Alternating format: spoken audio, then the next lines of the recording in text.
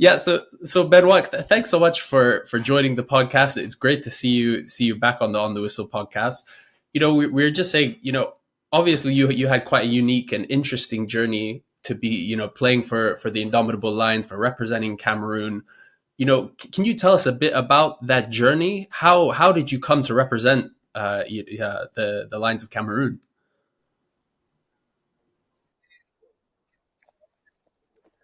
Um, you know, when you're young, is even now is a little bit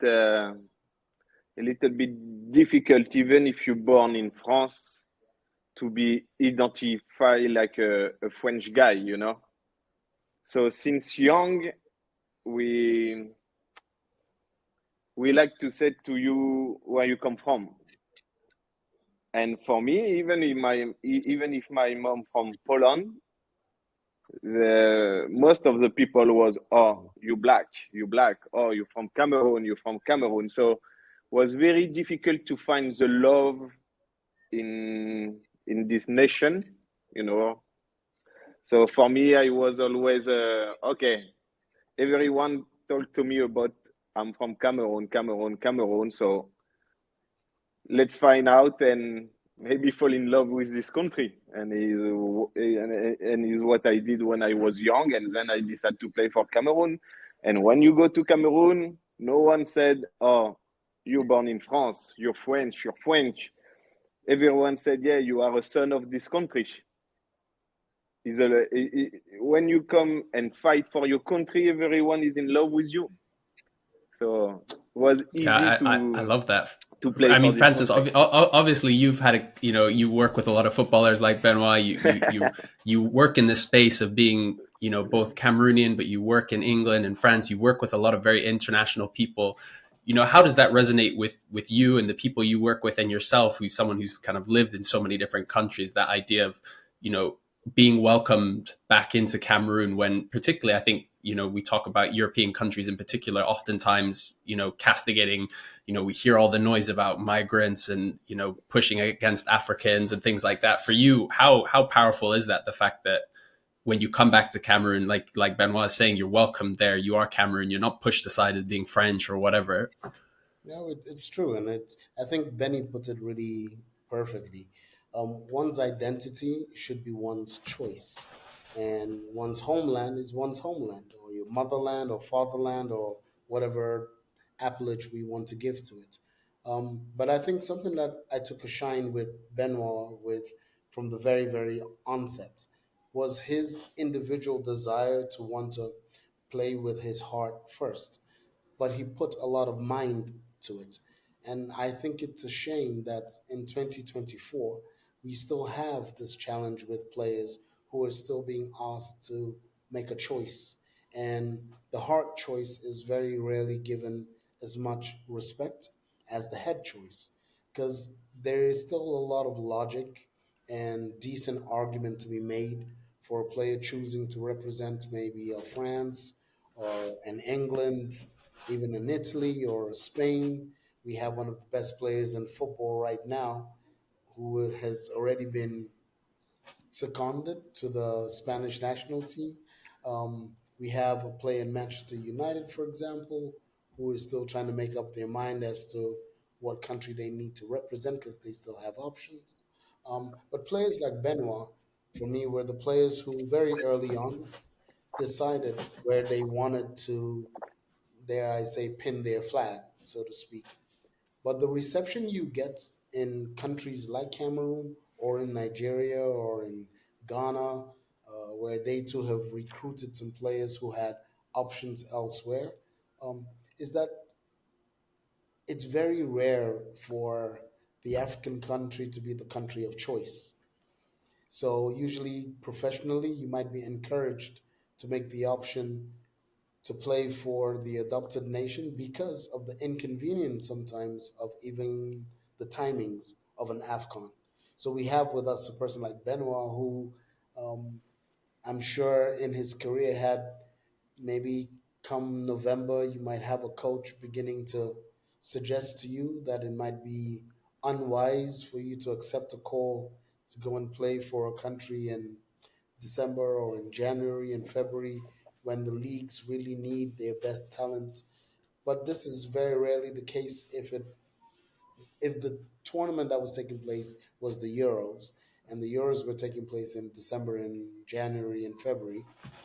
Somehow I think the leagues would find a way to accommodate that and celebrate the call up of their players. But we don't really get that when it comes to the African players. And this year, more than most, you have Asian players being called up, you have the South American players being called up for their tournaments as well, and you've got the African players being called up for theirs. So a lot of the big European clubs will be losing out on a lot of talent.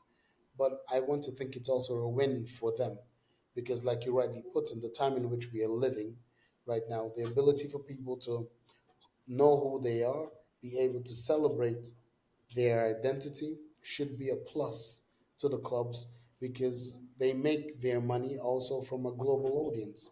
And so they have fans in Liverpool and Manchester, in Madrid and Barcelona, in London and in Paris, in the same way they have fans in Lagos, in Niamey, in Yaoundé, in Abuja, in Nairobi, and in Pretoria. And they have to cater to all of these people in this new global economy we live in. Mm. And one of, we talked about clubs putting pressure on players and for them not to go to the Afcon. One of the big stories coming into the Afcon is with the Cameroonian, Andre Onana, who's obviously one of the biggest stars on the continent. And there's been news that, Manchester United are really putting pressure on him to delay coming out to Cameroon, even playing, the game against Tottenham that would push him to only arriving at the tournament a day before the first match against Guinea. We've already seen Hannibal Mejbri, the Tunisian youngster, decide to not play for Tunisia. And, obviously at the end of the day, it's his decision, but there's no way that Man U aren't putting pressure on him, aren't telling him, maybe if you want to get in the team, you should stay during Are January. you picking on Manchester United because that's my team? Exactly, Francis. That's the only reason. I'm not mentioning any other team. Yeah. But Benoit, for you as a player, how do you react to that with the pressure from clubs in specifically Europe, saying to players, don't go to the Afcon, it's not worth it. You might lose your place. How do you react to that as a former player?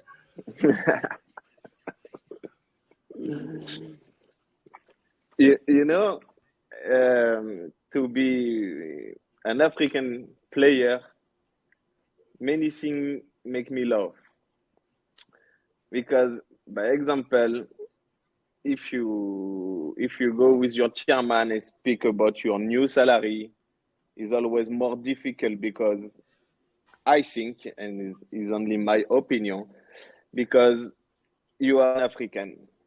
When you wanna sell shoes, your guy, your people who watch you the most is in Africa, and is always more difficult when you are an African player, because if the Euro is in September, they will not ask Paul Pogba to don't go to France with the national team. They can, and they always ask to the African player. This is the problem. And I don't know why they ask always this kind of thing to the African player and not to the South American and not to the European player. And if you are an African player and they ask this kind of thing, it depends how good you are. Because I can tell you, as if one manager from Spurs used to ask me, "Oh, don't go," I believe in me. I know how I'm good, and I can say to him, "I will go," because I know I'm good, very good, and when I will come back, I will play again. But if you are 50-50 in the 11 start, I can understand who will say, "Okay, maybe I don't want to go."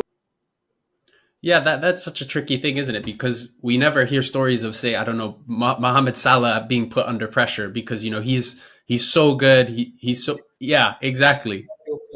There's no, yeah, and as well as he's a strong enough character, and he cares so much about Egypt. For him, it's easy for him to say, no, I'm playing for Exactly. Egypt. There's nothing you can Yeah, do, and we have an they have to example accept that. now. We have an example now. There's a young Cameroonian player, Mogu, who's at Marseille, Hmm. and Yeah. he's just announced that he's not going to join up with the national team. Exactly. Yeah. And it's kind of like the argument again. It's kind of like this is an opportunity for him. If the other big players are gone, he gets to play more in their absence, and so he gets to put a marker down with the Marseille team.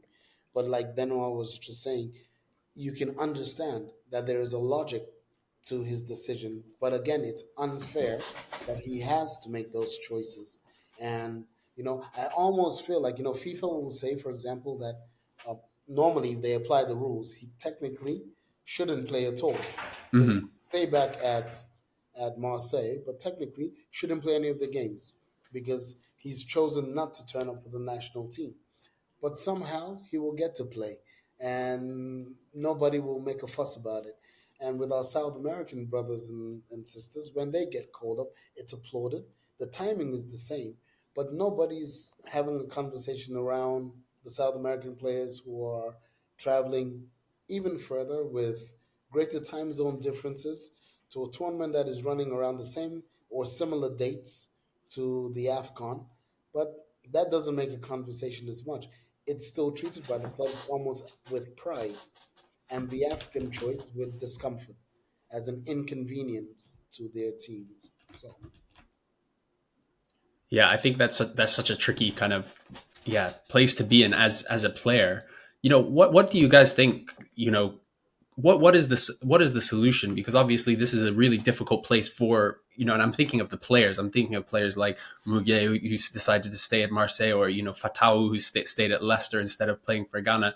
Do you think that there's also a role to be played, with the federation? Say, for instance, Benoit, when you had at Spurs or wherever, when if you had a coach coming and putting pressure on you to stay, did you get any support from the Cameroonian side of things, saying, yeah, like, we'll give you as much support we can whilst you're coming? And any, what can we do more to support these, particularly I think of the younger players who are in a more difficult position?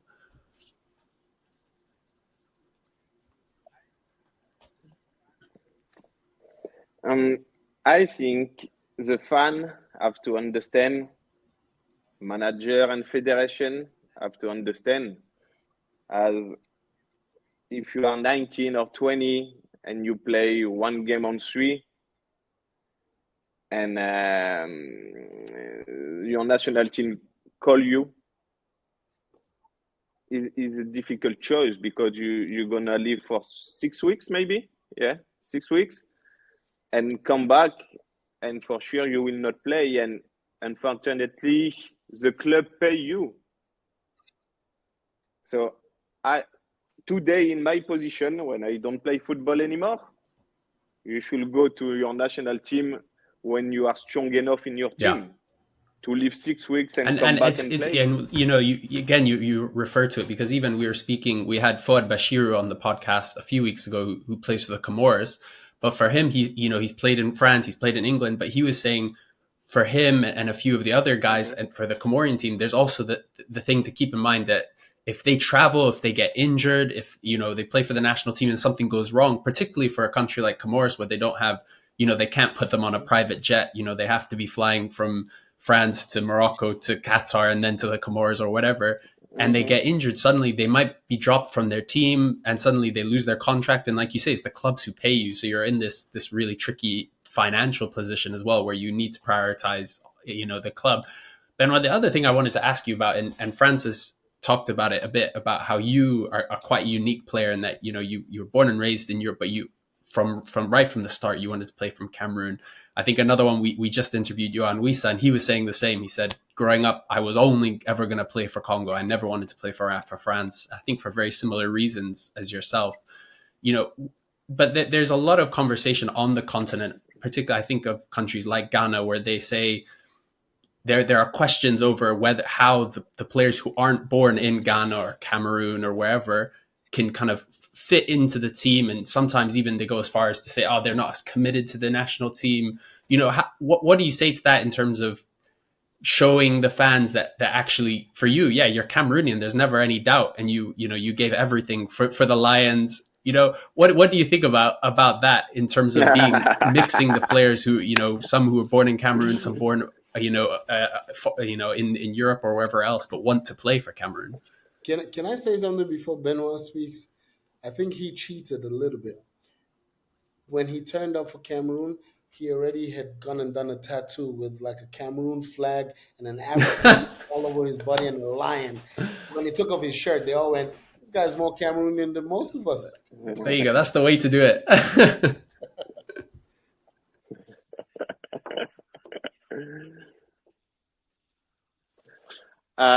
I think, and is only my opinion, there is two types of player. The player who born in France, who do all the class, under 15, under 16, under 17 for France. And one day he see he cannot play for the first team. And then he said, oh, I'm from Africa. I'm black, I'm from Africa. Will be cool to play for another country and maybe to get a chance to play the World Cup. There is this kind of player. I knew since I was 14, I cannot stick with under 14 France. I didn't like it. I didn't even want to go to do the selection. You understand? Yeah, to do the selection. I just want to play for Cameroon.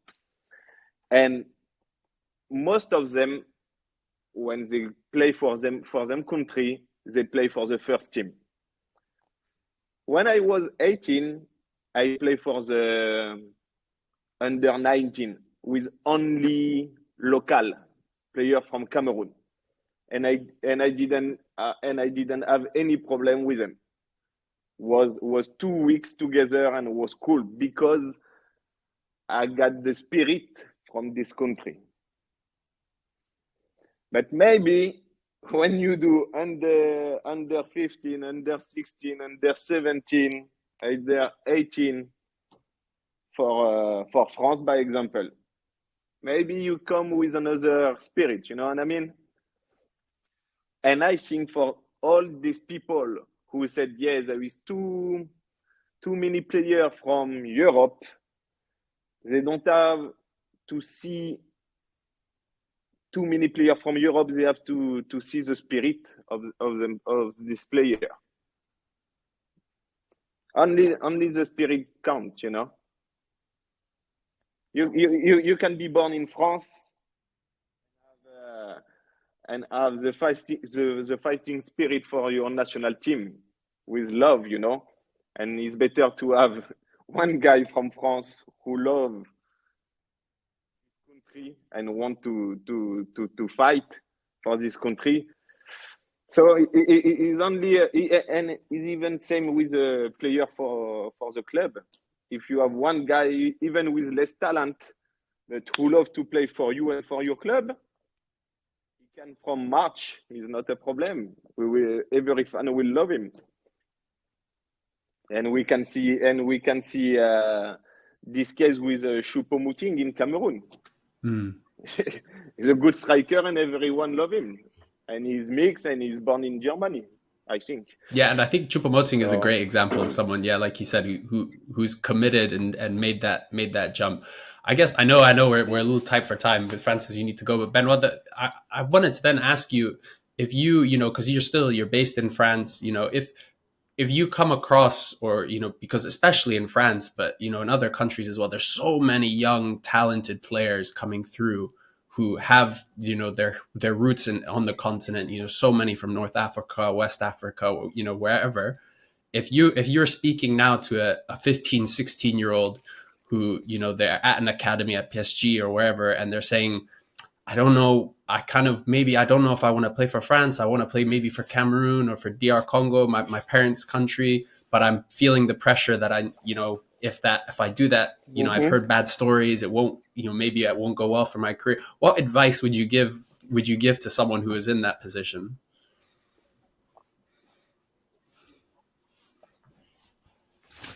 Okay, let me explain my vision, and I think Mm-hmm. it's a little bit more deep than just a choice.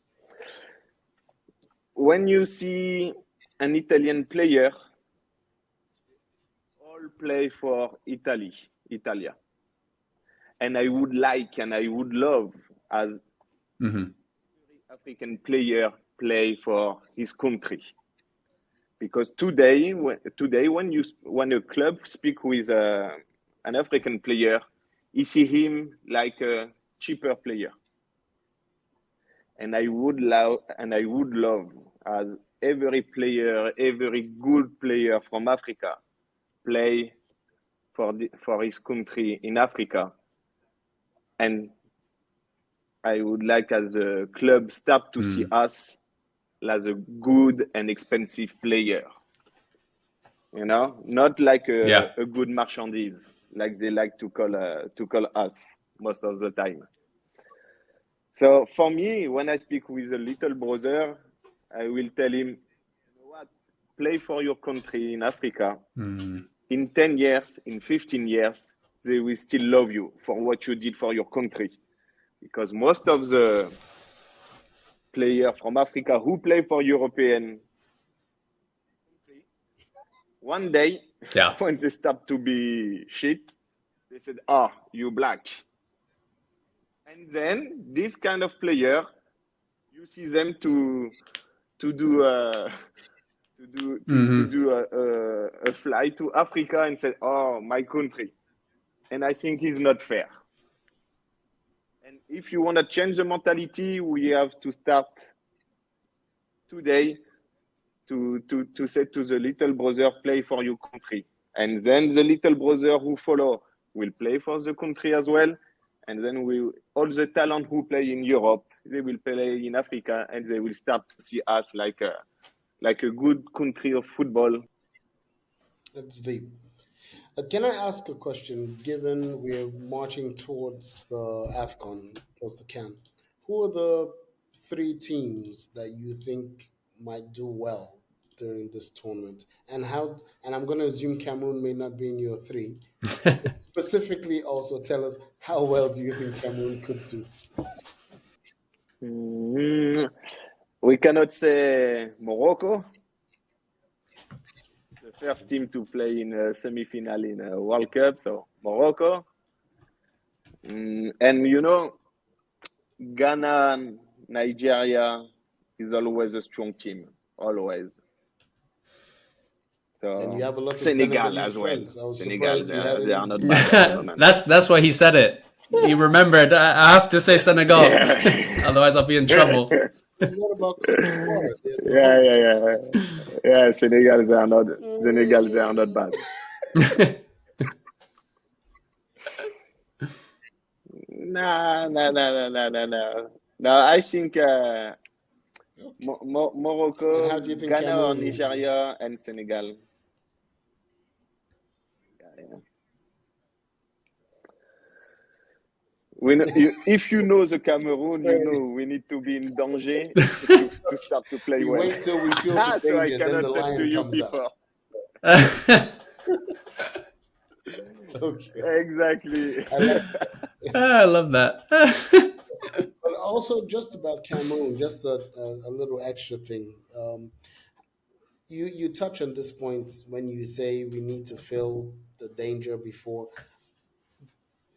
If you were to explain this to somebody, as somebody who's worn that jersey and who knows when our best football is usually when the least is expected of us, how do you explain that to somebody is who hasn't felt the magic of that moment? How do you explain that because sometimes even us as fans, we don't know how to explain it, but Hmm. we kind of, whenever our expectations are high, we don't get anything nice out of Cameroon. And then when we kind of like go, all of a sudden you're They like play well. against the wall. We love being the underdog. Or how is it in the camp? How is it like to be in that team? Yeah, but you know, Cameroon team use it, but the human being use it and know it as well. The danger is a good motivation. Is the best motivation. So when you feel Is the like best you've got your motivation. life on the Yeah, yeah. line, the best comes out of I love that. I love that there's a word for that. That's brilliant. And Exactly. it speaks so well to Exactly. Cameroonian football as well. Like very you true. said, teams like, I think even like 2017, the team like it was not a vintage Cameroonian team, but they put Oh, it together. They went all the way and somehow won it. I remember it's incredible.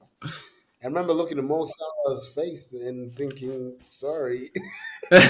And you But how come Egypt isn't in your list of good teams? and you know because I know because I play with a national team. They have a confidence is unbelievable. Even if they lose 3-0 at the And half this will time they never can come tell to you, me. "Don't worry, we're gonna win this game." and and, and me because I It's from fine. Europe, I said, "Man, it's gonna be tough." 3-0. He said, "No, don't worry, we're gonna win." True, And true. and what I want to ask you, Benoit, about something about Cameroon, because obviously you played with Cameroon's most iconic player in Samuel Eto'o, who's obviously now the president of the federation. You know, for you, first of all, what was it like? Obviously, you played with him when he was a bit older, but what was it like playing with him as a captain? And did you ever think that he would kind of had the tools to go on and then because most players they look to become a manager, but for him he's now become the president. Is that something that surprised you? Even when you played with him, you knew that that was something he kind of could do. First of all, no, because I think Mm. he think he's bigger than that. He's bigger than just to be a manager. So I'm not surprised. And when I used to play with him, I think Mm. he learned a lot when he was in Barcelona, and his capital confidence was about 200%. So when he was our captain, if you believe in he, him, you win the he, game. he, So he was the one it when you were takes 3-0 time down saying, to don't worry learn about it, about. Benoit, we'll win. Yeah, yeah, yeah, yeah, yeah, yeah. No problem. We will do this. We will score at this And what do time. you We will. think? I know you Yeah, also, confidence 200%. Well, I didn't always believe in him, but but you also he used played to with work. So Rigobert, with Song, who's also the coach. I believe when you just started out your career, he was one of the people who yeah, helped you along the way, or you were at the same club or something like that. yeah. We was in the same club, and I was about 18, and I Mm. started to train with And what role did he professional, play? and Did he was there. in getting you to play with Cameroon? Did he have any impact on your career with Cameroon? You playing with him?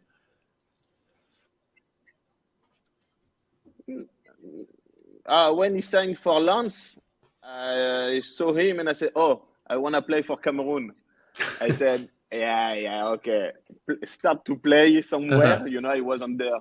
I was under 16 maybe or 17. He said, "Okay, I know now," but I'm pretty sure he was about to say, "Okay, start to play somewhere, and we will see in 1 year or 2 years." And because of him, I think I've been I do. under 19 for a tournament Mm. in So in Nigeria. Nigeria, when you went to the tournament with the under 19s. Sorry? So though you have the Yeah, president yeah, of yeah, the yeah, yeah. federation, who is somebody who you've played with, you know. The coach of the team is somebody who you've played with, you know. Um, how do you feel about your generation stepping in now to help build the next storyline for Cameroonian football? Um, You know, I don't know. Even for me, I don't know if I have the same impact as Rigobert Song as a player. You know, but how I can impact a young Cameroonian footballer today. So it's a little bit difficult But do you think for me there's to a answer role at for this you, question. all of you guys, to help, whether it's in Nigeria, whether it's in Ghana, whether it's in South Africa? 200%. Do you 200%. do you think it's very important, it's good for the game, or it's bad for the game?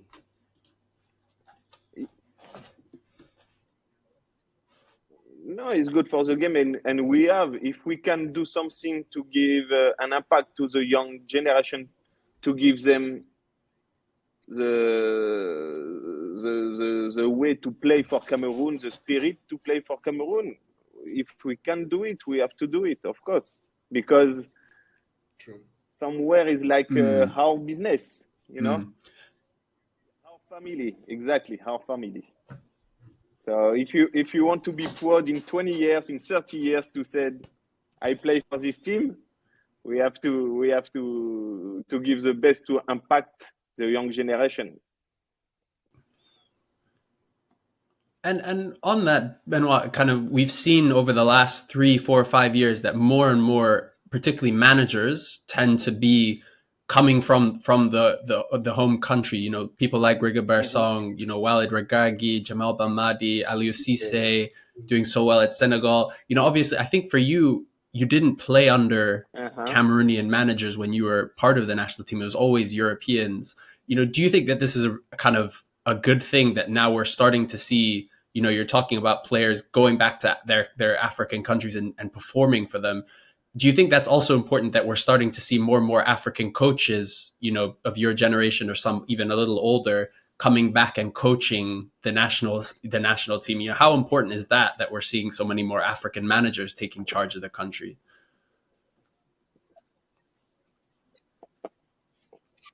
It's very important because, first of all, we are not more stupid than others. And I will give you an example. We used to play in North Cameroon. In Santa Clemente. Clemente. Do you know Clemente? Oh, yeah. Spanish manager. We was in North Cameroon, and even if you're born in Cameroon, maybe you never been to North Cameroon. And I'm pretty sure as this guy never been to Cameroon. And he started to speak with us and said, okay, we have to put pressure on the Congolese player. But he didn't know. We trained in the afternoon, and he speak with us like 1 hour. But he didn't know how tough is the sun. Next day, he was like a clone. The nose was red. And he asked to the team to run like 1 hour. Wow. And he didn't know about this country. He didn't know about the culture, and he didn't know about the country. No. You cannot run 1 hour under 39 degrees like that. But for him, it was normal. He said to us, yeah, you don't run enough. Yeah, so he knows it. If your manager is Rigobert Song, he know this kind of problem. He will not ask a stupid thing, you know. So for me, it's very important, and I think we have enough players who are not manager to coach us. We don't need to coach to call one guy from Bretagne in France. We have manager in Africa, and they are good. There is manager in Europe. You agree with me? Yeah. That I know, and that's something we talk about so much on this podcast is how, you know, we've interviewed big guys like Pitso Mosemane, and, you know, even Radi Jaidi was on the podcast last week, who's obviously coaching in Belgium, but he's found it so difficult to get any kind of top tier work in Europe, despite having such a brilliant CV and, you know, a great track record as a coach. And, you know, it's that frustration.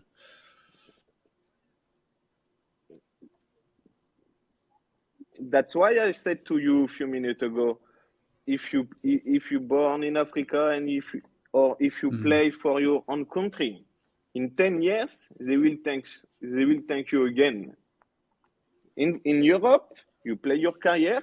If you're still good, you're lucky. If you're not good enough, they said, oh, now you shit, and they will put on your left and they will not speak about you anymore or use it anymore or give you a job anymore. But if you go back to your own country, you will find a job and everything is possible. Look now, there is Rigobert Song at UCC, Belmadi. Them position will be not possible in Europe. Respect yourself, come back to your country, they will respect you. They will not, in Europe, they will not give you the same respect because they have them on player or on manager. Thank you, Benoît. Benny. Yeah, thank you so much. It's brilliant to hear some of your insight, honestly. And yeah, if we could make this vision happen, you know, but having players coming back to represent their country, coaching, you know, being at the federation. But let me tell you something. You know, for the young player, is not always easy. Because as you said, with the African Cup nation, when a club speak to you and say, oh, we want to sign you professional, but there is England for you, there is France for you or Belgium, they will not pay you the same if you play for Europe country or African country. So you have to choose with your heart. If you choose with your pocket, will be difficult, but for the future, it's always going to be better to be back in Africa. Yeah, absolutely. Not always about the money. Benoît, thank you so much. We've loved having you on the podcast. Likewise to you, Francis. Always brilliant getting your insights, and we can't wait to see you in Côte d'Ivoire.